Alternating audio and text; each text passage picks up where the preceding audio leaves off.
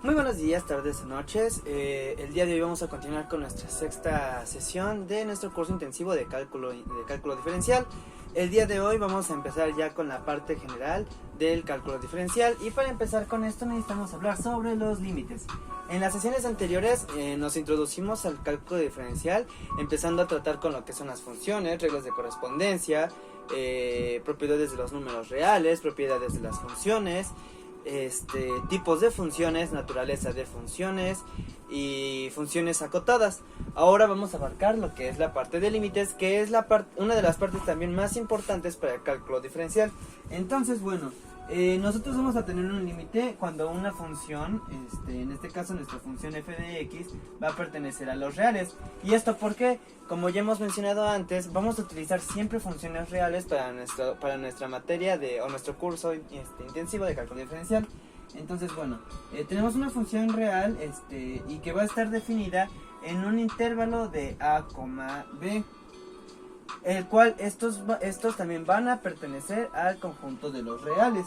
Ahora, todos estos van a pertenecer a b, con excepción de x0. Sin embargo, sabemos que, a ver, aquí ponemos esto. Sin embargo, tenemos que x0 también pertenece al conjunto que engloba al intervalo de a, b. Entonces, vamos a tener un número L, que en nuestro caso L va a ser, como hemos mencionado antes, nuestro valor mínimo de nuestra función. Y va a ser L igual perteneciente al conjunto de los reales, por lo tanto L es un número real. Entonces tenemos que el límite de f de x, pues cuando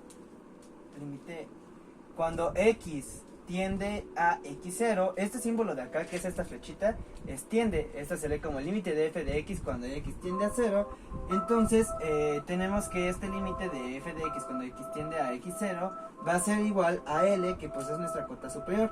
Ahora, ¿esto para qué va a ser? Esto va a ser con la propiedad de que para toda epsilon que es mayor que 0, existe delta que es mayor también que 0.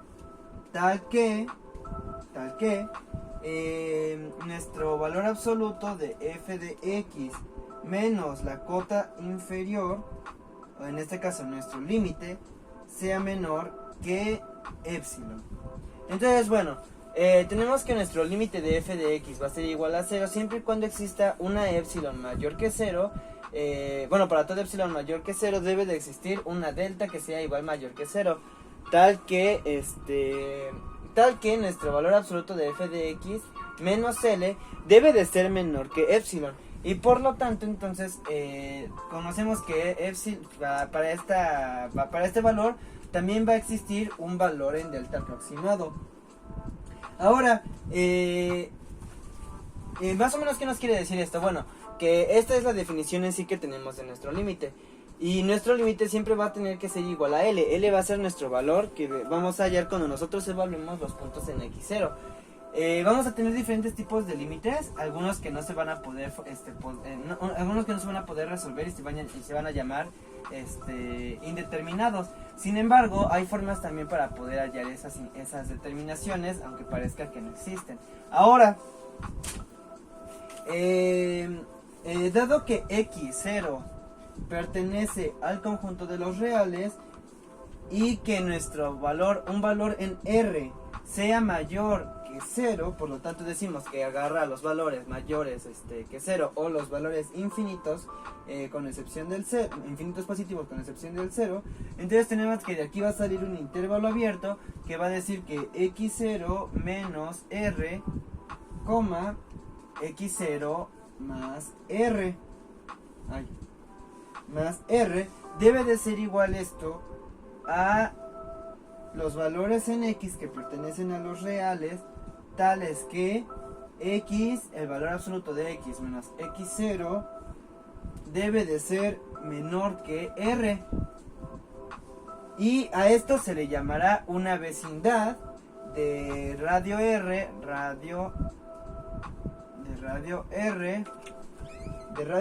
y centro en x0. Entonces, ¿qué quiere decir esto?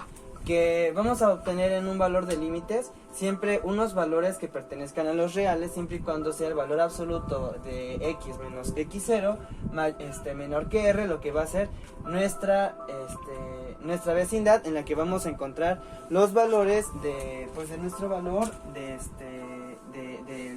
final del límite. Y esto también lo podemos tener en valores de delta y de epsilon, pero eso se verá más adelante utilizando ejercicios más avanzados. Sin embargo, vamos a adentrarnos también en parte a la parte teórica de esas partes. Entonces tenemos que el límite de x cuando tiende a x0 de la función f de x va a ser igual a L, que pues esta, como hemos mencionado, esta va a ser nuestra, pues por así decirlo, nuestra clave ahora que estamos viendo la parte teórica. Ahora vamos a tener una x que pertenece ahora a los reales, parecido a lo que tuvimos en la vecindad anterior, pero esta parte junto con los reales va a pertenecer a la vecindad de x0 menos delta, x0 más delta, con excepción de x0 único como elemento. Ahora, esto se va a denominar como una vecindad de radio epsilon, y a su vez también se va a denominar como de radio delta, con un centro en x0, y x0 va a estar encerrado entre epsilon, delta, y ambos deben de ser mayores que 0. Ahora decimos que nuestra f de x va a pertenecer al conjunto que engloba nuestra vecindad de nuestro límite menos nuestro radio en epsilon, el valor del límite más nuestro radio en epsilon. Entonces esta es otra forma para poder encontrar otro tipo de vecindad que se engloba dentro de este mismo límite, que es un límite de f de x. Por lo tanto, vamos a suponer que vamos a tener siempre estos tipos de vecindades, en los que vamos a tener que la vecindad va a ser x que pertenezca a los reales, y r que pertenezca también a los reales positivos, tales que nuestra vecindad se encuentre pues en x0 menos r, x0 más r. También vamos a tener lo que sería esta parte, que sería la de x0 menos delta, x0 más delta, y la parte de L menos epsilon, L más epsilon. Entonces estos tres puntos van a ser muy importantes para nosotros porque son las vecindades en las que se forma y en las que se hace válida nuestro valor limitante. Y ya para continuar con toda esta parte de cómo se ven los límites, vamos a ver una forma más que son las propiedades de los reales en aplicaciones de los límites. Y como hemos mencionado, como estamos hablando de funciones reales, vamos a utilizar las propiedades que se contienen, que son los valores absolutos. En este caso, como hemos visto, los valores absolutos cuando tenemos nuestras nuestras vecindades, como era por ejemplo el caso del valor absoluto de f de x menos L, que debe de ser menor que una epsilon. En el caso de que epsilon se va a convertir después nuestro radio en una vecindad que nos dice que x va a pertenecer también al conjunto de x0 menos delta, x0 más delta, tal que epsilon sea menor que delta, y a su vez epsilon, delta sean menores que 0. Entonces hasta aquí termina la parte teórica de cómo funcionan nuestros límites y sus vecindades cuando los límites se encuentran en cierto punto.